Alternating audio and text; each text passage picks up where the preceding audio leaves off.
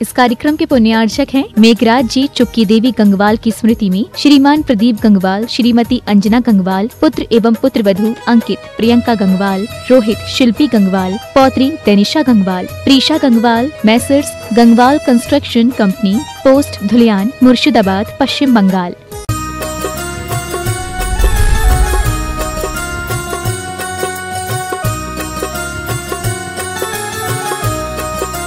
जय बोलिए देवाधिदेव 1008 श्री आदिनाथ भगवान की जय जय जय।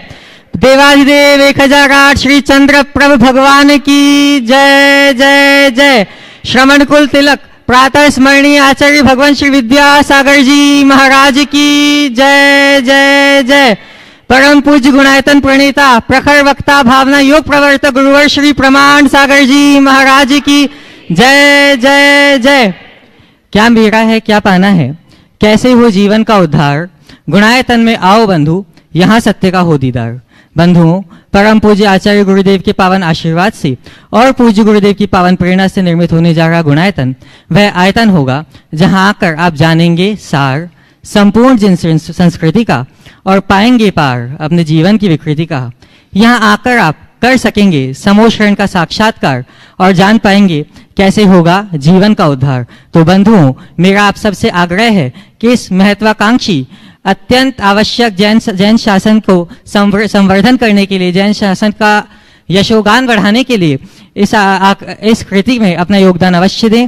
आज भी कुछ लोग संबद्ध हुए हैं, मैं उनके नामों का उच्चारण करूंगा और ये अपेक्षा रखूंगा कि आप सभी लोग करतल ध्वनियों से उनका अभिवादन अवश्य करेंगे। निर्माण निधि के रूप में जुड़े हैं श्री रचित जैन, तान्या जैन, श्री सुशील कुमार जैन गाजियाबाद से, करतल ध्वनियों से इनका अभिवादन अवश्य करें।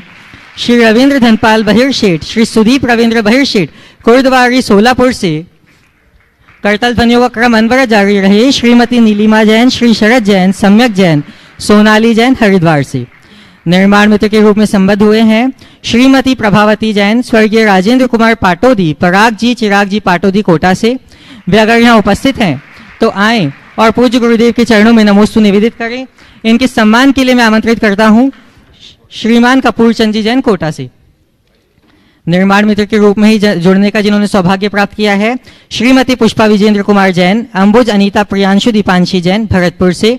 करतल ध्वनियों से इनका अभिवादन करें। कपूर चंद जी इनका सम्मान करेंगे। श्रीमती पुष्पा विजेंद्र कुमार जैन के सपरिवार के सम्मान के लिए मैं आमंत्रित करूंगा महेश चंद जी जैन कोटा से, गुणायतन ट्रस्टी। स्तंभ के रूप में गुणायतन से जो संबद्ध हुए हैं श्री कस्तूर चंद जी जैन, श्री राजेश कुमार जैन, श्रीमती विनीता जैन, हर्षवर्धन श्री जैन, सोनी परिवार, पदमचंद विनय कुमार वैभव पाटनी विज्ञान नगर कोटा से। उनके सम्मान के लिए मैं आमंत्रित करूंगा श्रीमान राय सेठ चंद्र कुमार जी एवं उनकी धर्मपत्नी जी, संस्थापक सदस्य बनकर गुणायतन का गौरव वर्धन करने वाले श्रीमती कुंती देवी, श्री सुरेश चंद जी, राजेश जी, अमित जी जैन बड़ौद बागपत से। करतल ध्वनियों से इनका अभिवादन करें। वे अगर यहाँ उपस्थित हैं तो आए। स्तंभ के रूप में संबद्ध हुए हैं श्री कस्तूर चंद जी, राजेश कुमार जी, विनीता जी जैन, हर्षवर्धन श्री जैन विज्ञान नगर कोटा से। करतल ध्वनियों से इनका अभिवादन करें। और ट्रस्टी के रूप में जो जुड़े हैं श्रीमती कुंती देवी, श्री सुरेश चंद जी जैन, राजेश जी, अमित जी जैन बड़ौद बागपत से। वे आए और पूज्य गुरुदेव के चरणों में नमोस्तु निवेदित करें। उनके सम्मान के लिए मैं आमंत्रित करता हूं श्रीमान राय सेठ जी चंद्र कुमार जी को। करतल ध्वनियों से इनका अभिवादन अवश्य करें।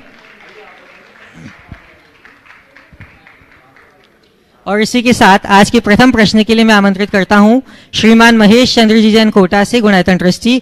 और आपकी बात तैयार रहेंगे दीपांशु जी जैन सागर से। महाराज श्री नमोस्तु नमोस्तु नमोस्तु। महाराज, मैं एक ज्वलंत समस्या आपके सामने प्रस्तुत कर रहा हूं जो मेरे जैसे उम्र के सभी लोगों के लिए समाधान काम आएगा।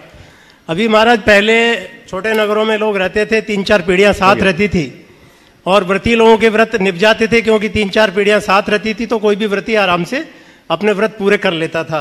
अब स्थिति है महाराज, सारे हम लोग छोटे शहरों में रह गए, जयपुर कोटा में, और बच्चे लोग सब जो है बेंगलोर, बॉम्बे और मेट्रो सिटीज में चले गए। उन्हें अवकाश मिलता नहीं, हमको वहाँ जाना पड़ता है। अब वहाँ की स्थिति है महाराज, न तो पीने का शुद्ध कुएं का पानी और न शुद्ध आटा और न मंदिर नज़दीक में मिलता है, और दूध भी मर्यादा से बाहर का ही वहाँ पहुँचता है डेयरी का। अब इन विषम परिस्थितियों में बहुत मुश्किल होता है कि जगन्य श्रावक भी बने तो कैसे बने और क्या करें आप समाधान महाराज? इसका बड़ा सीधा सरल सा समाधान है, जिम्मेदारी पूरी करो और आत्मोन्नति की जिम्मेदारी को स्वीकार करो। परिवार के प्रति जो तुम्हारा उत्तरदायित्व है, बच्चों को बड़े होकर पैरों पर खड़े होने तक पूरा करो, और जब बच्चे पैरों पर खड़े हो जाए तो आप अपनी चेतना को खड़ी करो, कल्याण के रास्ते पे निकलो। ऐसी जगह रहो जहाँ तुम्हारे व्रतों का निर्वाह हो। गुणायतन के द्वारा श्री सम्मेद शिखर जी में उसकी शुरुआत कर दी गई है। तो घर छोड़े बिना महाराज साधना वसति का इसी के लिए बनाई जा रही है, बिल्कुल उसका जहाँ आप जैसे लोग अपना पूरा जीवन धर्म ध्यान के साथ व्यतीत कर सके। बहुत सारे लोग उसमें लगे हैं, यद्यपि यहाँ की मांग के अनुरूप अभी व्यवस्था बहुत थोड़ी है, लेकिन एक पहल है।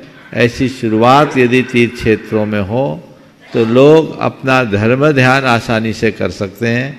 मैं तो समझता हूँ वर्तमान की बदली हुई व्यवस्था आपके मोक्ष मार्ग को प्रशस्त करने का एक प्रशस्त निमित्त बन सकती है। मोह माया में क्यों पड़े? सच्चे अर्थों में देखा जाए तो बच्चा बेटा बहू को भी तुम्हारी ज़रूरत नहीं है। उनको ज़रूरत तभी तक होती जब तक उनके बच्चे छोटे होते हैं, बाद में तो वो भी तुम लोगों को सिरदर्द ही मानते हैं। क्यों अपनी कुटवाई करते हो? अपनी जिम्मेदारी पूरी करो भाई। हमने अपनी जवाबदेही कर दी पूरी, अब हमें वानप्रस्थी और संन्यास आश्रम की ओर बढ़ना है। जब आप ऐसा लक्ष्य लेकर चलेंगे तभी सफल हो सकेगा। इसलिए अवसर है, ठान लो जहां मेरा व्रत पले, जहां मेरा धर्म पले, मैं वहीं रहूंगा। और ऐसी व्यवस्थाएं अब विकसित करनी हो चाहिए। वृद्धाश्रम में नहीं जाना, उदासीन आश्रम में नहीं जाना, साधना स्थलियों में जाना है, जहां जीवन का रस लेते हुए धर्म ध्यान पूर्वक हम अपने जीवन को बिता सके, ऐसा करना। महाराज श्री 7 वर्ष हो गए मुझे रिटायरमेंट हुए। मैं पहले तत्वार्थ सूत्र पढ़ भी नहीं पाता था, अब पढ़ लेता हूँ संस्कृत में कंठस्थ। मतलब ऐसा हो गया कि 20 मिनट में वाचन कर लेता हूँ। इसके साथ ही जिन सहस्त्र नाम भी पढ़ता हूँ वो भी 20 मिनट में पूरा हो जाता है। जिन सहस्त्र नाम में महाराज समस्या ये है, प्रश्न ये है कि उसमें जो 1008 भगवान के नाम हैं वो संस्कृत में और जुड़े हुए हैं और समझ में नहीं आते। तो पाठ करना प्रतिदिन रोज में करता हूँ। तो ऐसा है, विभक्तियां तोड़कर अलग से 1008 नाम के मंत्र हैं। हाँ। आप उन नाम मंत्रों का स्मरण कर लो। ओम नमो अर्हते नमः, इस तरह से आप कर लीजिए, हो गया। ठीक है, नमस्ते महाराज। चलिए, उपस्थित होंगी श्रीमान दीपांशु जी जैन सागर से, और आपकी बात तैयार रहेंगी श्रीमती पुष्पा जी विजेंद्र कुमार जी डीग भरतपुर से। गुरुवर, बेंगलोर में कार्यरत हूँ, तो वहाँ पर जैसे जब ऑफिस में हमारी जैन आहार शैली को देख के मेरे जैनेतर मित्र पूछते हैं कि आलू प्याज या ये सब कुछ नहीं क्यों नहीं खाते हैं जैन, तो उनको समझाना वैज्ञानिक तरीके से थोड़ा हो जाता है। लेकिन जब वो दुधल का पूछते हैं कि दुधल क्यों नहीं खाते, तो वो वैज्ञानिक तरीके से उनको थोड़ा समझाने में दिक्कत आती है, वो नहीं समझा पाता हूँ। और दुधल का ही महाराज जी एक और प्रश्न था कि कई लोग बोलते हैं कि जब कच्चे दूध का दही बने और फिर उसमें दाल और मिलता है तब उसको दुधल बोलते हैं। अगर दूध पका के हम दही बना रहे हैं तो दुधल में नहीं आएगा।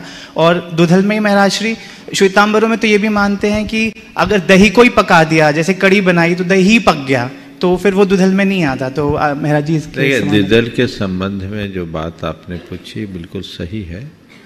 इस संदर्भ में कई तरह की मान्यताएं। एक मान्यता वैसी है जैसी आपने कही कि कच्चे दूध कच्चे दही के साथ अगर हो तो द्विदल माने। दूसरी मान्यता है कच्चे और पक्के दोनों के साथ हो। आयुर्वेद शास्त्रों में कच्चे पक्के दोनों को द्विदल बताया है और ये हमारे सेहत के लिए बहुत नुकसानदेह है। श्वेतांबर परंपरा में जो मान्यता है उसका ही अनुकरण कई दिगंबर आचार्यों ने भी किया, जिसके अनुसार कच्चे दूध दही के साथ मानते हैं, पक्के में नहीं। तो ये कच्चा दूध दही तो ऐसे ही अभक्ष हो गया, फिर उसमें हम क्या करेंगे। ज्ञान सागर जी महाराज जब ब्रह्मचारी थे तब उन्होंने इस पर प्रयोग किया। द्विदल के विषय में बहुत लोगों को जानकारी नहीं होगी, थोड़ी सी बात का खुलासा करके मैं आगे बात बढ़ाऊंगा। द्विदल के विषय में ऐसा कहा जाता है कि कोई भी द्विदलान न हो, दलहन जितने भी प्रकार के जिसके दो टुकड़े होते हों, उसमें अगर दही छाछ मिले और हमारे लार का संयोग हो तो उसमें जीवोत्पत्ति हो जाती। आचार्य महाराज के मुख से हमने सुना कि बटेर पकड़ने वाले लोग, बटेर पालने वाले, तीतर और बटेर पालने वाले लोग बेसन का घोल और छाछ रखकर मिक्स करते और उसमें थूक देते, थोड़ी देर में कीड़े आते और बटेर खाते। ऐसी व्यवस्था है, जो भी मैंने देखा नहीं पर गुरुमुख से सुना है। ज्ञान सागर जी ने ब्रह्मचारी अवस्था में इस पर प्रयोग किया, पाया कच्चे दूध दही में तो तुरंत उत्पन्न होते हैं, पक्के में थोड़ा समय लगता है। तो जब होता है योनिभूत सचित्त की अवस्था है तो हमें उसे टालना चाहिए। अब रहा लोगों को समझाने का सवाल, तो उनसे हम ये कहें कि हम स्वाद विजय के लिए कच्चे पक्के दोनों दूध दही के साथ कोई भी द्विदलान नहीं खाते। दही लो और बरा लो, अलग अलग लो तो स्वाद अलग है, पर दही बरा का स्वाद अलग है। हम इसलिए ऐसा करते हैं, कह सकते हैं। उपस्थित होंगी श्रीमती पुष्पा ब्रजेंद्र कुमार जी डीग भरतपुर से, और आपकी बात तैयार रहेंगे आशीष जी जैन। आग को पानी से बुझाया जा सकता है, लेकिन मन की आग को किस चीज से बुझाया जाए? बिल्कुल, मन की आग को भी पानी ही काम में आएगी। वो पानी जो कुएं में आता है और एक पानी जो हमारे दिल में रहता है। अगर मन में आग लगी है तो क्षमा का जल डाल दो, अपने आप बुझ जाएगी। सद्भावों का जल डाल दो तो बुझ जाएगी। हृदय परिवर्तन कर लो, आग को बुझते देर नहीं लगती। नमस्ते महाराज जी, नमस्ते महाराज जी। उपस्थित होंगे आशीष जी, सौम्या जी, अमित जी, प्रीति जी, अलका जी जैन, भारतीय जैन महासंघ से, और आपके बाद तैयार रहेंगे राय सेठ चंद्र कुमार जी। सर्वप्रथम गुरुदेव के चरणों में सादर नमोस्तु करता हूँ, और एक छोटी सी जानकारी गुरुदेव आपको देना चाहूँगा कि मैं भारतीय जैन महासंघ से हम लोग आए हैं, और 270 यात्रियों को इस बार हम लोग सम्मेद शिखर जी की यात्रा कराने लाए हैं, और पिछले 15-16 साल से हम लोग कार्यरत हैं इस मामले में, और हर साल हम कोशिश कर रहे हैं कि यात्रियों को अधिक से अधिक कोशिश कर रहे हैं जितने भी बढ़ा सके। और ये हमारे महामंत्री जी हैं, और दिल्ली से अखिलेश जैन ये मुजफ्फरनगर से हैं, और ये बागपत से हैं, मैं दिल्ली से हूँ, और मतलब हम अलग अलग उधर के ही यूपी। सवाल करिए जी। मेरा क्वेश्चन यही था गुरुदेव की, अक्सर अब हम देखने में आ रहा है कि हमारे मंदिरों में चमत्कार भी हो रहे हैं। तो जैसा कि हम ग्रंथ में पढ़ते हैं कि सम्राट चंद्रगुप्त ने स्वप्न में ऐसा कुछ देखा था, सम्राट चंद्रगुप्त ने स्वप्न में ऐसा कुछ देखा था कि कलयुग में मंदिर चमत्कार होंगे जिससे जैन धर्म की पताका लहराएगी। तो मैं वही चीज़ पूछना चाहता कि ये क्या सम्राट चंद्रगुप्त के स्वप्न के अनुसार ये सब चमत्कार हो रहे हैं, या ये इसलिए हो रहे हैं कि हमारा आज जैन धर्म का बच्चा आज भटक रहा है, तो थोड़ा सा उसके मन में दोबारा अपने धर्म के प्रति एक दीपक जले। क्योंकि ऐसा हो गया है कि अपने धर्म में होता नहीं चमत्कार, दूसरे में कहीं गणेश जी दूध पी रहे हैं या ऐसा कुछ चलता रहता है, तो उस हिसाब से हो रहा है, या मतलब एक मार्गदर्शन दे। देखिए, सम्राट चंद्रगुप्त के सपनों को पहले ठीक तरीके से समझिए। सम्राट चंद्रगुप्त के सपनों में कहीं ऐसा नहीं हुआ कि चमत्कार होंगे। सम्राट चंद्रगुप्त के 16 सपनों में एक सपना है जिसमें रत्न राशि धूल में पड़ी है। उसका अर्थ है आने वाले दिनों में लोग सद्धर्म से दूर होंगे और चमत्कारों के फेर में पड़ेंगे। समझ गए? चमत्कार को नमस्कार करने की प्रवृत्ति से वो गुजरेंगे। पर मेरा मानना है इतना सब कुछ होने के बाद भी धर्म और धर्म को पालने वाले लोग बने रहेंगे। आज जितने भी चमत्कारों की बातें होती हैं ना, वो थोड़ी देर की होती है, समझ गए? चमत्कार और धर्म को मैं 2 शब्दों से व्याख्यायित करना चाहूंगा, एक चहक और एक महक। चहक और महक। चहक क्या होती है? थोड़ी देर की चहक होती है, उसके बाद सब शांत हो जाता है। लेकिन जो महक होती है ना, वो पूरे वातावरण में घुल जाती है और लंबे समय तक बनी रहती है। अनुभव है ना? किसी बाग बगीचे के बाजू से निकलो तो सुबह शाम चहक मिलेगी, लेकिन महक 24 घंटे मिलती है। तो धर्म का प्रभाव दीर्घकालिक महक की तरह होता है और चमत्कार अल्पकालिक चहक है। और जितने जे बड़े बड़े चमत्कार वाले हैं ना, जब उनके गर्दिश के दिन आते तो कई तो सीखचों के भीतर गए हैं, हुआ है ना? तो हम पीढ़ियों को समझाएं कि थोथे चमत्कारों के चक्कर में मत पड़ो, अपनी चेतना को चमत्कृत करने का रास्ता अंगीकार करो। चमक लाने का मतलब है चित्त को निखारना। इन सब चीजों से अल्पकालिक संतुष्टि हो सकती है, पर प्रायः मन का वहम होता है। जब तक हम कारण कार्य व्यवस्था को नहीं समझते, तब तक वस्तु स्वरूप का सम्यक श्रद्धान नहीं हो सकता, और जब तक वस्तु स्वरूप का सम्यक श्रद्धान नहीं होता तो हमारे जीवन का कल्याण नहीं होता। तो वस्तु के स्वरूप को जानो। हम चमत्कारों से प्रभावित जनता को बचाने के लिए नए चमत्कारों की रचना करें, मैं समझता हूं ये रास्ता ठीक नहीं है। हमें चाहिए कि हम उन्हें सही रास्ता दिखाएं। एक आदमी के घर से शहर आने में बीच में शमशान पड़ता था। शमशान के नाम से डरता था, क्योंकि उसको सुबह रात में देर रात में भी गुजरना होता था। किसी बाबा के पास पहुंचा, बोला कोई रास्ता बताओ। उनने एक ताबीज पकड़ा दिया कि ताबीज पहन ले, तेरे को कोई डर नहीं लगेगा, बस एक बात का ध्यान रखना, ताबीज कभी गिरे नहीं। ताबीज जब तक तेरे गले में रहेगी तुझे कोई डर नहीं लगेगा, ध्यान रखना कि ताबीज कभी गिरे नहीं। 2 महीने बाद फिर आया, बोले क्यों, क्या बात होगी, फिर क्यों आ गए? बोले महाराज शमशान का डर तो चला गया, पर ताबीज ना गिर जाए इसका डर आ गया। तो ताबीज ना गिरे ये डर है। व्यक्ति को अंदर से निडर बनाओगे तो कुछ भी लटकाने की जरूरत नहीं होगी, और नहीं तो लटके ही रहोगे। समझ गए? तो सीधा रास्ता, अध्यात्म का प्रचार करो, अंधविश्वासों का नहीं। कर्म सिद्धांत का बोध कराओ, कर्म कांडों का नहीं। जो जीवन की स्थायी समस्याओं का हल निकाल सके। देखो, एक सज्जन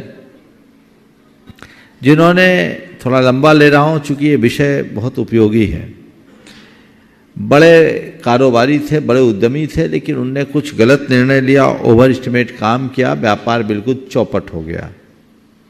गवर्नमेंट की कुछ पॉलिसीज भी बदली, उससे एकदम कहते हैं ना कि अंधेरा आता है तो 10 दिशाओं से आता है। चारों खाने चित्त है। कई जगह गए ऐसी स्थिति में,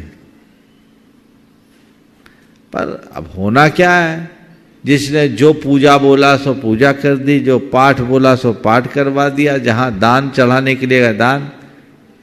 उस आदमी के 1.5-2 करोड़ रुपया इसमें भी फूंक गए।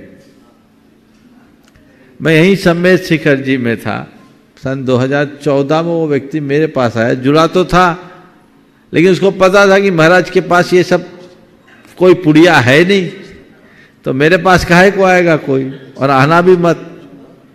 वो जब हार कर आया, फक के रोने लगा कि महाराज कोई रास्ता बताओ, मन करता है या सुसाइड कर लो। मैंने कहा देख भाई, तेरी समस्या को दूर करने का कोई साधन मेरे पास नहीं है, पर तुम चाहोगे तो तुम्हारे दिमाग का बोझ मैं अभी उतार सकता हूं। बोला महाराज वही चाहिए, आप हल्का कर दीजिए। मैंने 10 मिनट उसे मोटिवेट किया, उसके आत्मविश्वास को जगाया, कर्म सिद्धांत का बोध कराया, वस्तु स्वरूप का मार्ग बताया। मुरझाया हुआ चेहरा देखते ही देखते खिल गया, और मैंने जो रास्ता बताया, मैंने कहा तुम्हें चिंता क्या करना, सब कुछ खो जाने के बाद भी तुमने अपने कैरियर की शुरुआत कहाँ से की थी? बोले 500 रुपये से। बोले आज क्या है? बोले उससे अच्छे हैं। हमने बोला तुम्हारे पास और कुछ नहीं, तुम्हारे बेटे? बोले हाँ महाराज, दोनों बेटे पढ़े लिखे, चार्टर्ड अकाउंटेंट है। हम बोले यही तुम्हें कमा करके खिला देगा, कम से कम इतना तो है, जो खोया उसे भूल जाओ, जो बचा उसे संभाल लो। और जो खोया वह भी तुम्हारे पास तुम्हारा नहीं था, जो तुम्हारे पास था वो भी तुम्हारा नहीं, जो खोया वो भी तुम्हारा नहीं, और जो बचा है वो भी तुम्हारा नहीं। तुम्हारे केवल तुम हो, एगो में सासदवादा, इस तत्व को पहचानो। आज वो व्यक्ति बहुत खुशहाल है। उन्होंने कहा कि महाराज काश ऐसा संबोधन मुझे पहले मिल गया होता तो मैं और अधिक मजबूत होता और मेरी समस्या इतनी गहराई नहीं होती। लेकिन लोग ऊपर की बातों में उलझा देते हैं और उस उलझन के कारण ऐसी दुविधाएं खड़ी हो जाती है। महाराज श्री एक क्वेश्चन में भी जैन संस्था एक ही करो तो अच्छा है। जैन संस्था के बताएं। बोलो। भारतीय जैन महासंघ का मैं राष्ट्रीय महामंत्री हूँ। महाराज श्री आपके आशीर्वाद से हम 15 वर्षों से सम्य शिखर जी की निःशुल्क यात्रा करवाते आ रहे हैं। इसमें मेरा क्वेश्चन ये है कि जो भी सम्य शिखर जी में यात्रा करवा आ रहे हैं वे अपने पुण्यार्जन से आ रहे हैं, हम तो खाली निमित्त हैं और आपका आशीर्वाद काम कर रहा है, क्योंकि मुनियों का आशीर्वाद के वजह से ये कार्य हो रहे हैं। तो हमने जो 6 महीने से हम इसकी तैयारी करते हैं, हमारे आयोजक वगैरह, क्योंकि हमें रिजर्वेशन करवाने पड़ते हैं, या हम जैन संस्था जो भी कार्य करती है। जल्दी से सवाल बोलो। तो महाराज जी हमारे इस कार्य में, धार्मिक कार्यों में, हमारे अभिषेक करने में या जो भी क्रियाएं हमें नियम टूटते हैं, हमें उसका दंड मतलब जो प्रायश्चित है वो कैसे है? सारे लोगों की वंदना के पुण्य का एक हिस्सा तुम्हारे खाते जाता है। आशीर्वाद है, करते रहो बस। चलिए अगला। उपस्थित होंगे श्रीमान राय सेठ चंद्र कुमार जी जैन जबलपुर से, और आपकी बात तैयार रहेंगी शुचि रुचि जी जैन कोटा से। मुनिश्री के चरणों में मेरा, मेरे परिवार का कोटिशय नमन। महर्षि कहते हैं कि जिंदगी किराए का एक घर है, एक दिन इसे खाली करना ही पड़ेगा। जब आदमी जीवित रहता है तो ऐसे जीता है जैसे कभी मरेगा नहीं, और जब मौत आती है तो ऐसा मरता है जैसे कभी जिया ही नहीं। मौत तो शाश्वत सत्य है। महर्षि अपने जीवन में ऐसा क्या करें कि अपनी मौत का भी मृत्यु महोत्सव बना सकें? देखिए, मौत को भी मृत्यु महोत्सव बना सके, इसके लिए क्या करें? मृत्यु की अनिवार्यता को हमेशा स्मरण में रखो और ये सोचो कि कभी भी किसी भी पल में मौत आ सकती। जो व्यक्ति जीवन के हर पल में अपने मृत्यु का सामना करने के लिए तत्पर रहता है वो कभी मरता नहीं, वो मृत्यु महोत्सव मनाता है। बंधु, आज का एक संयोग कुछ ऐसा ही बना। आज हमारे संघस्थ मुनिराज निर्यापक मुनि प्रशांत सागर जी महाराज ने अपना देह परिवर्तन किया। कब किसके साथ कौन सी घड़ी आ जाए कहा नहीं जा सकता। आज सुबह 6 बजे मुझे अचानक समाचार मिला कि प्रशांत सागर जी महाराज अब हम लोगों के बीच नहीं रहे। अभी यहाँ सम्मेद शिखर जी में वे 40 दिन तक थे, 40 दिन से ज़्यादा, 42-43 दिन थे। 1 तारीख को ही गए। उनका हार्ट थोड़ा वीक था, लेकिन उसके बावजूद वे संकल्प के धनी थे। यहाँ 4 वंदना की और परिक्रमा की और उपवास सहित वंदना की। महान लाभ लेकर गए। मैंने उनसे 1-2 बार बोला, अब आए हैं तो क्या पता कब दोबारा आ पाएंगे। महाराज वंदना कर लेने दो, आप मुझे मत रोको। और गुरु आज्ञा से वे पंच तीर्थ की वंदना के लिए निकले। और ये कैसा संयोग, पंच कल्याणकों से संपन्न भूमि चंपापुरी में आज उन्होंने अपना देह परिवर्तन किया, वो भी प्रातः काल के ब्रह्म मुहूर्त में अपनी चेतना की जागरूकता के साथ। ये बड़ा अच्छा सुयोग है। आना जाना तो लगा हुआ है। तुम्हारे बीच का कोई जाता है तो तुम आंसू बहाते हो, और ज्ञानी के बीच से कोई जाता है तो वैराग्य बढ़ाता है। गुरुदेव के पास जब संदेश गया तो गुरुदेव ने एक बात कही। जब उनका विहार हो रहा था तो गुरुदेव का एक संदेश था कि निर्वेक सागर जी को यहीं रह लेने दो, उधर हमें छत्तीसगढ़ तरफ जाना था और आप चले जाओ। तो उन्होंने कहा 20 साल से इनको छोड़ के नहीं जाएंगे। और बहुत दिनों का साथ था, इन लोगों ने बहुत अच्छी प्रभावना भी की थी। तो गुरुदेव ने कहा, देखो निर्वेक सागर जी को छोड़ के नहीं जाने वाले दुनिया छोड़ के चले गए और अभी विदेह में घूम रहे होंगे। बात को समझना चाहिए।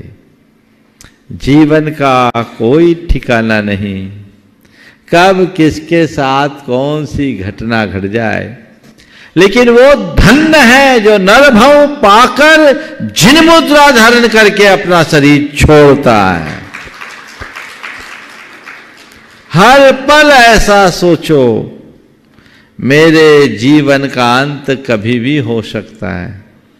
हम लोग तो उस परंपरा में जन्मे और जीने वाले लोग हैं जहां हमें बचपन से ये पाठ पढ़ाया जाता है, राजा राणा छत्रपति हाथिन के असवार, मरना सबको एक दिन। ये बात सच्ची है कि झूठी? तो फिर कोई मरता है तो रोते क्यों और अपने मरने से डरते क्यों? जिस मरने से जग डरे मेरे मन में ऊंचा। भाव तो ये होना चाहिए। ये तो शरीर का परिवर्तन है, ऊपर के चोले का परिवर्तन है, और चोले को केवल चोले की भांति देखना चाहिए, उसमें और कुछ नहीं। तो आज इस सभा को अधिक विस्तार भी नहीं देंगे। 1-2 प्रश्नों के बाद अंत में मैं अपनी तरफ से उनके प्रति तो श्रद्धांजलि अर्पित करता ही हूँ। 1-2 प्रश्नों के बाद प्रशांत सागर जी महाराज के लिए समर्पित करके श्रद्धांजलि के साथ आज की इस सभा को विराम दिया जाएगा। तो महाराज जी आज हमारे बीच नहीं है। बहुत अच्छा प्रवास था, जब इतने दिन रुके, लंबे समय तक एक साथ रहने का योग बहुत लंबे अंतराल के बाद ही हुआ, और अब वो हमारे बीच नहीं है। उन्होंने तो अपना रास्ता तय कर दिया, हम लोगों के लिए रास्ता दिखा करके गए हैं। हम लोग ऐसी घटनाओं को सहज रूप से स्वीकारने की कला सीखें और अपने जीवन में ऐसा कुछ घटे ऐसा भाव जगाएं। नमोस्तु महर्षि, नमोस्तु। अगले प्रश्न के लिए तैयार रहेंगे पदमचंद जी पाटनी कोटा से। महाराज जी नमोस्तु। इस टोपदेश में महाराज जी एक शंका हमारे अंदर में जगती रहती है कि गुरूपदेशात अभ्यासात संवित्ते सो परांतरम जानाति यह स जानाति मोक्ष सौख्यम निरंतरम। वो ठीक है, गुरु अभ्यास संवित्ति, लेकिन कैसे जानता है वो उस चीज को? गुरु उपदेशात सो संवित्तो, गुरु उपदेशाद अभ्यासात सो संवित्तो सो परांतरम जानाति यह स जानाति मोक्ष सौख्यम निरंतरम। बिल्कुल सही बात है। देखिए, हीरे की परख कैसे होती है? जोहरी के संपर्क से। अगर आप जोहरी के संसर्ग में रहने लगो तो आपको हीरे की परख अपने आप होने लगेगी, भले आप खरीदो नहीं बेचो नहीं। इसी तरह किसी आत्मज्ञ के साथ आप यदि रहने लगो तो उनके संपर्क में रहते रहते अपने आप आत्मा की परख हो जाती। तो गुरूपदेशात, गुरु के उपदेश से जब हमें दिशा मिलती है, दृष्टि मिलती है, तो हमें अपनी आत्मा के होने का आभास होता है। मैं औरों की बात नहीं जानता, मैं अपने अनुभव की बात आप सबसे बताता हूँ। मुझसे लोगों ने बोला महाराज आपको वैराग्य कब हुआ, वैराग्य कैसे हुआ? मैंने कहा मुझे तो वैराग हुआ ही नहीं, मुझे तो गुरु से राग हुआ। जब मैं गुरु चरणों में आया तो राग वैराग जानता नहीं था, बस जब गुरुदेव को देखा तो मुझे लगा जीवन का इससे अच्छा और कोई रूप नहीं हो सकता और मुझे अपने इस जीवन में कुछ पाना है तो बस इनका ही हो जाना है। मैं उनके उस आकर्षण में ऐसा खिंचा कि शरण में उनने ले लिया, विलंब भी नहीं हुआ। और जब गुरु चरणों में आया, उनका उपदेश सुना, तब जाना कि मैं हूं कौन, मेरा क्या है, मेरा स्वरूप क्या है। फिर गुरुदेव ने जो आगम का अभ्यास कराया उससे मेरी श्रद्धा और बढ़ी और जो साधना कराई उससे अनुभूति बढ़ी। तो गुरूपदेशाद अभ्यासात संवित्तो स्वपरांतरम जानाति यश जानाति मोक्ष सौख्यम निरंतरम, ये एक रास्ता है। इसलिए बिना गुरु के ज्ञान नहीं, कागजी ज्ञान तुम चाहे जैसे पा सकते हो, लेकिन ब्रह्म ज्ञान तो ब्रह्म ज्ञानी की शरण में ही मिल सकता है। ठीक है ना? मैं चाहूंगा एक गीत सुना दो तो बहुत अच्छा है। अगर गुरु मिले ब्रह्म ज्ञानी हो तो और अच्छा है, या जो तुम्हें सुनाना। हमारे विनोद भाई जी का एक बार जोरदार करतल ध्वनि से अभिनंदन कर दीजिए। ये बड़े निष्प्रही त्यागी और मधुर कंठ के धनी साधक हैं। मैं चाहूंगा एक बार इनका एक गीत जरूर सुने। नमोस्त महाराज। एक बहुत पुराना गीत है ये, और इसमें एक अंतरा जैसे परेत्ति नादूण ऐसा कुंद कुंद स्वामी ने कहा, और सम्यक दृष्टि की जो परिणति है वो कैसी होती है द्रव्य संग्रह वगैरह में कहा, उसको जोड़ करके आपके सामने रखता हूँ। आशीर्वाद गुरु जी का है। अच्छी बात कहो, अच्छी बात सुनो, अच्छी बात कहो, अच्छी बात सुनो, अच्छाई करो ऐसे जियो, चाहे ये दुनिया बुराई करे, चाहे ये दुनिया बुराई करे, तुम ना बुराई करो, अच्छी बात कहो, अच्छी बात सुनो। दुख जो औरों के लेते हैं, मरकर भी जिंदा रहते हैं। दुख जो औरों के लेते हैं, मरकर भी जिंदा रहते हैं।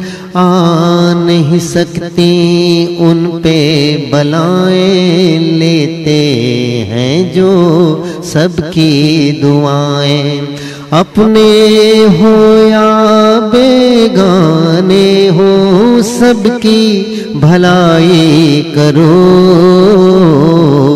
अच्छी बात कहो, अच्छी बात सुनो। चीज बुरी होती है लड़ाई, होता है अंजाम तबाही। चीज बुरी होती है लड़ाई, होता है अंजाम तबाही।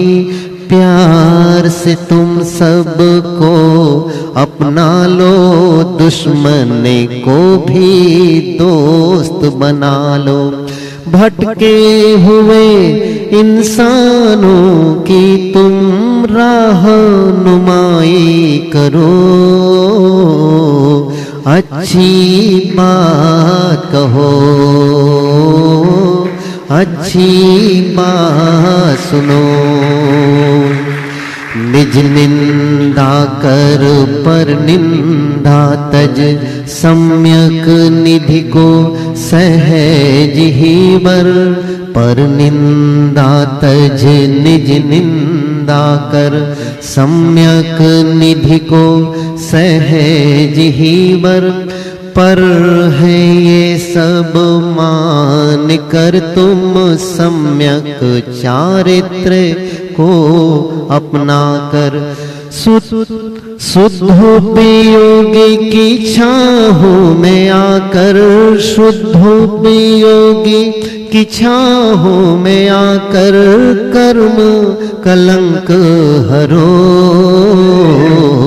अच्छी बात कहो, अच्छी बात सुनो। अच्छाई करो ऐसे जियो, चाहे ये दुनिया बुराई करे, तुम ना बुराई करो। बहुत सुंदर। चलिए। उपस्थित होंगे श्रीमान पद्मचंद जी पाटनी कोटा से, और आपकी बात तैयार रहेंगी श्रीमती ज्ञानेश्वरी जी जैन निवाई संघ। परम आदरणीय गुरुदेव के चरणों में बार बार नमोस्तु नमोस्तु नमोस्तु। गुरुदेव, मेरी छोटी बहन सरोज और बहनोई महेंद्र कुमार जी पांड्या का कल मैरिज एनिवर्सरी है। इनने अपनी धार्मिक भावनाओं से अभिभूत होकर मैरिज एनिवर्सरी का प्रोग्राम किसी होटल में मनाने की बजाय 125 लोगों को संबेश शिखर जी की वंदना कराने का निश्चय किया। मैं निवेदन करूंगा कि उन्हें आशीर्वाद दें कि उनकी धार्मिक भावना में इसी तरह और अभिवृद्धि होती रहे। आशीर्वाद है, ऐसे ही कार्य लोगों को करना चाहिए। अपना द्रव्य पाप में मत लगाओ, पुण्य में लगाओ, जिससे जीवन को आगे बढ़ाया जा सके। और ऐसे भी 50 जिनके पूरे हो गए वैवाहिक वर्षगांठ के, उनको समझना चाहिए जमा पूंजी घट रही है तो अब पुण्य और बढ़ाना चाहिए। सभी से मैं एक संदेश दूंगा आपके माध्यम से, जितना अर्जित लेके आए हो उससे ज़्यादा संचित करके जाने का संकल्प लो। क्या बोल रहा हूँ? जितना अर्जित लेके आए हो, आप सब बड़े पुण्यशाली हो, आपने बहुत अर्जित किया है, इसलिए ये सारी अनुकूलताएं पाई। तो जितना अर्जित लाए उससे ज़्यादा संचित करके जाओ, तब तो तुम्हारी भलाई है। नहीं तो कल तुम्हें भिखारी बनने से कोई नहीं बचा सकता। कहाँ जाओगे? सब खाली हो जाओगे, कंगाल हो जाओगे तो हाथ ही तो फैलाना पड़ेगा। इसलिए अपने आप को मजबूत बनाइए, प्रण ले लीजिए। आशीर्वाद। मेरा एक जिज्ञासा गुरुदेव, मैंने ये जाना है और पढ़ा है कि ध्यान से ही कर्म की निर्जरा होती है। मैंने योग सार का बहुत अध्ययन किया महाराज, उसमें ये लिखा है, हे जीव तू निर्विकल्प अवस्था में समाधि में स्थित होकर निज आत्मा का ध्यान कर। तो क्या सदगृहस्थ भी निर्विकल्प अवस्था में पहुंचकर ध्यान कर सकता है? और उसके ध्यान करे या न करे, ध्यान की भावना तो भा सकता है। तो ध्यान की भावना भाव, ताकि निर्गंथ बनकर निर्विकल्प ध्यान की अनुभूति भी कर सके। कैसे भाई महाराज? बार बार इन्हीं तरह की भावना में शुद्ध आत्मा हूं, इस तरह की भावना। नमस्ते। नमस्ते। श्रीमती ज्ञानेश्वरी जी जैन दीजिए पीछे। नमस्ते महाराज जी, नमस्ते महाराज जी, नमस्ते महाराज। महाराज श्री, जब भी हमें कोई धर्म के कार्य करने के लिए बोले या करना हो तो हम बोलते हैं बस का नहीं, तबीयत खराब नहीं, तबीयत खराब है हमारी, हमारा मन नहीं है। और उसी समय हमें कोई सांसारिक कार्य करने के लिए बोल दे तो हमारी तबीयत भी सही हो जाती है, हमारा मन भी करता है और हम उसे बड़ी इच्छा से मन से करते हैं। तो ऐसा क्यों होता है महाराज श्री? ये हमारी रुचि का परिचायक है। जिस कार्य में मनुष्य की रुचि होती है उसमें वो पहले से उत्साहित होता है, और जिसमें अल्प रुचि होती है, अरुचि होती है, उनके प्रति व्यक्ति का उत्साह नहीं होता। इसलिए मैं कहूँगा पाप रुचि जन्म जन्मांतरों से बनी है, धर्म रुचि अंदर में जगाओ जिससे जीवन को बेहतर बनाया जा सके। नमस्ते महाराज। हमारे यहाँ भी निवाई से 150 व्यक्तियों को लेकर मुकेश जी जैन आपका आशीर्वाद लेने आए थे सुबह, तो 150 जनों सभी को आशीर्वाद। बहुत बढ़िया। नमस्ते। उपस्थित होंगे श्रीमान राहुल जी जैन फरीदाबाद से और आपकी बात तैयार रहेंगे गौरव जी जैन दिल्ली से। नमस्तु महाराज श्री, नमस्तु महाराज श्री, नमस्तु महाराज श्री। महाराज श्री, मैं फरीदाबाद से हूँ। मेरी एक मंदिर कमेटी की एक जिज्ञासा है कि हम एक मंदिर प्रांगण में एक व्यावसायिक पार्किंग का उपयोग करते हैं, तो उसकी आय जो होती है क्या उसको हम मंदिर के कार्यक्रम लाइक जैसे कि विधान कोई भी होता है उसमें होने वाले भोजन व्यवस्था में या किसी भी सामग्री व्यवस्था में उस आय को यूज कर सकते हैं महाराज श्री? मंदिर की वेबसाइट है, मंदिर की वेबसाइट एक बहुत बड़ा एरिया है, उसमें हम पार्किंग, अच्छा मंदिर के एरिया में पार्किंग हम चलाते हैं, क्या उसकी आय को हम यूज कर सकते हैं महाराज श्री मंदिर के किसी उसमें? एक सॉल्यूशन दो। जी महाराज श्री। मंदिर में एक गुल्लक रखो जी, उस गुल्लक में लिखो प्रभावना, प्रभावना धर्म प्रभावना। जी जी। और धर्म प्रभावना के मद में जो पैसा आया जी उसका चाहे जो उपयोग कर लो, बाकी ये देव द्रव्य मंदिर की संपत्ति है, मंदिर की संपत्ति की आय का उपभोग अपने लिए करना, निर्माल्य का भक्षण करना बिल्कुल मत करना। उस किराए के पैसे का जी जी, उस किराए का पैसे का देव गुरु धर्म में ही उपयोग करना चाहिए जी महाराज जी। ऐसे अपने निजी उपयोगों के लिए नहीं करना चाहिए। साल में 2-4 बार खाना पीना होता जी होगा। जी महाराज श्री। कोई बड़ी चीज नहीं, या तो आपस में कलेक्शन कर लो जी, नहीं तो मैं सभी मंदिर के व्यवस्थापकों से कहना चाहूँगा आप मंदिर में ऐसी व्यवस्था करो।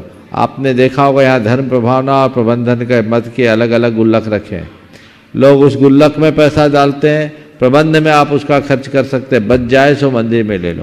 प्रभावना के लिए आप पैसा निकाल लें। और आप लोगों से भी मैं कहता हूँ मंदिर में जब भी दान दो तो मंदिर के प्रबंध मद का अगर दिखे तो उसमें ज़्यादा डालो, क्योंकि प्रबंध के लिए तो आप दे रहे हैं, बैंक में रखने के लिए थोड़ी दे रहे पैसा। तो ये इस तरह की व्यवस्थाएं अगर कमेटियां कर ले तो दातार को भी पता लगे। और धर्म प्रभावना चतुर्विध संघ किसी के लिए भी लिख दो आप, तो ये आपका वो पैसा उपयोग में आ सकता है जी। क्योंकि कई बार व्यवस्थापकों को ये दिक्कत होती कौन खर्चा करे, तो चलो मंदिर का ही पैसा दे दो, ये उचित नहीं। बारंबार नमोस्तु महाराज श्री, नमोस्तु नमोस्तु। अपना प्रश्न प्रस्तुत करेंगे गौरव जी जैन दिल्ली से और आपकी बात तैयार रहेंगे अमृता सौरभ जी कारंजा से। नमोस्तु माश्री। माश्री, मेरा प्रश्न विवाह पद्धति से लेकर है। जैसा कि हम सभी जानते हैं कि जब किसी की शादी होती है तो दूल्हे को एक वचन दिलाया जाता है कि आज से, जब किसी की शादी होती है तो दूल्हे को यह वचन दिलाया जाता है कि आज से तुम्हारी पत्नी के अलावा तुम्हें सभी स्त्रियों को अपनी माता और बहन की दृष्टि से देखना चाहिए। तो महाशय, मेरा प्रश्न है कि क्या पहले भी इसी तरह के वचन शादियों में दिलाए जाते थे? क्या इस तरह के वचन हमारे आगम में उल्लिखित हैं? मैं ऐसा इसलिए पूछ रहा हूँ कि राजा भरत की शादी हुई होगी, उनकी 96,000 रानियां थी, तो जब उनकी पहली बार शादी हुई थी तो क्या उन्हें इस तरह का वचन दिलाया गया था कि क्या कि आज से तुम्हें दूसरी स्त्री को माता की दृष्टि से देखना है? और अगर वो उनकी तो फिर 96,000 बार शादियां हुई होंगी, तो क्या उन्होंने वचन भंग का दोष लगेगा या फिर पर स्त्री सेवन का दोष लगेगा? जोरदार तालियां बजाओ इसके प्रश्न के लिए। बहुत अच्छा सवाल। पहले तो मैं तुमसे सवाल करता हूं, तुमने वचन दे दिए कि भी बचे हो? दे दिए। दे दिए, ठीक। तो अकेले हो कि दोनों आए हो? माशी में अकेला है। अच्छा, शायद इसीलिए इतनी हिम्मत से पूछ पा रहे हैं। देखो, बात ऐसी है, विवाह एक प्रकार की दीक्षा है। हमारे यहाँ विवाह को धर्म विवाह की संज्ञा दी गई, समझ गए? तो मुझे जो कोई भी व्यक्ति विवाह करता है तो उसे पति धर्म का निर्वाह करना है। और पति धर्म कब होगा? जब वह पति धर्म का पालन करे, यानी यौन सदाचार का पालन करे। ये संकल्प यौन सदाचार का द्योतक है। इसका अर्थ ये नहीं कि पत्नी के अलावा मेरी लिए सारी स्त्रियां बहन और माँ हो गई या बेटी हो गई। इसका अर्थ ये है कि मैं अपनी पत्नी के अतिरिक्त सारी स्त्रियों को माँ और बहन की दृष्टि से देखूंगा। अगर कोई दूसरा विवाह कर ले तो वो उसकी पत्नी हो जाएगी, उसके लिए बात लागू नहीं होगी। समझ गए?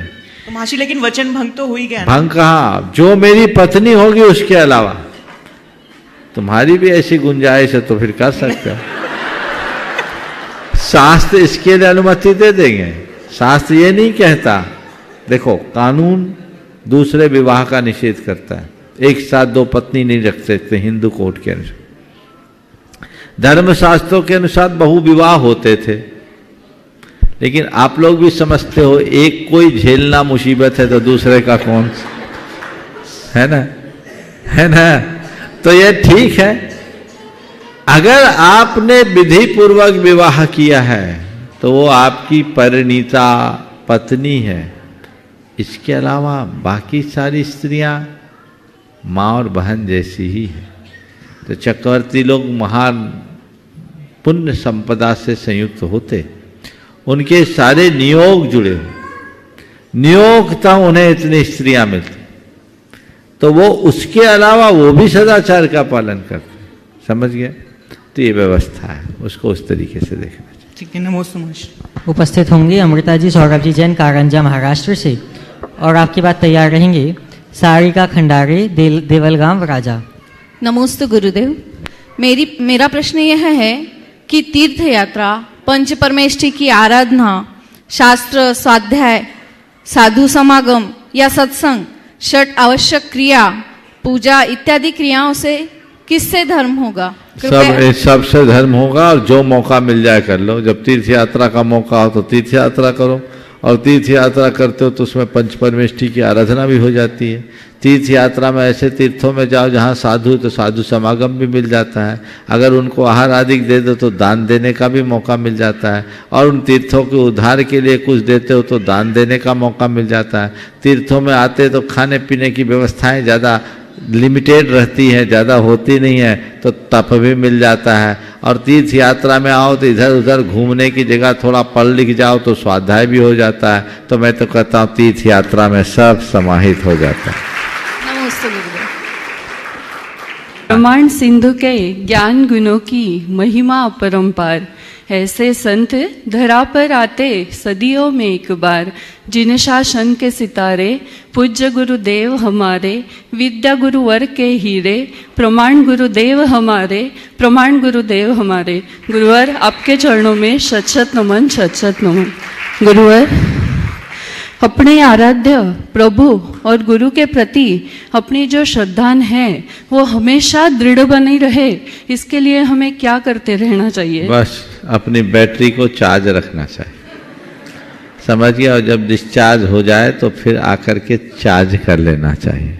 समझ गए? बहुत अच्छा। आज संघ के साथ आए, गाड़ी में नहीं बैठ सके, फिर हम बाहर निकलने लगे। वापस से हमारे को क्या पता किसका प्रताप था जो हमारे को खींच के आपके यहाँ तक लेके आ गए। ऐसे कौन से कर्म के उदय थे जो हमारे को वापस ले जाने से बचा के यहाँ पे लेके आ गए? अच्छा है, पुण्य था यहाँ आ गई, नहीं तो पता नहीं क्या हो जाता। सही है। पर मैं एक सलाह आपके माध्यम से सबको देना चाहता हूँ। एक संकल्प लो, कितनी भी अर्जेंसी हो, पहिया छोड़ने के बाद न ट्रेन में चढ़ेंगे न उतरेंगे।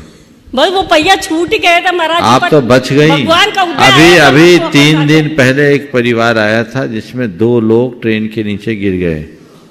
वो तो आ गए, पुण्य था, नीचे गिर गए, 15 बोगियां उनके निकल गई, वो एकदम साइड में चिपक गए, केवल एक यहाँ खरोच आए, पुण्य था। एक और एक को थोड़ा सा चोट आया। यही महाराज आज पुण्य हमारे को यहाँ पे। बस तो मैं आपको क्या बोल रहा हूँ, एक सलाह लो, एक सीख लो कि गाड़ी पहिया छोड़ दे, हम ट्रेन छोड़ देंगे, जिंदगी से खिलवाड़ नहीं करेंगे, क्योंकि हड़बड़ी में चढ़ने का अभ्यास नहीं होता, उतरने का नहीं होता, इससे बचना चाहिए। इस कार्यक्रम को मुनि श्री प्रशांत सागर जी महाराज के प्रति हम सब लोग अपनी श्रद्धांजलि विनयांजलि अर्पित करें, और सभी लोग 9 बार नमोकार मंत्र पढ़ते हुए सभा को विसर्जित करेंगे। वे जहाँ हों, उन्होंने तो अपने लक्ष्य के अनुरूप अपना सब कुछ पाया ही होगा, हमें भी वैसे ही लक्ष्य की उपलब्धि हो जिससे रत्नत्रय की आराधना पूर्वक हम सब अपने जीवन का उत्थान करें। सभी लोग खड़े होकर 9 बार नमोकार की जाप करें।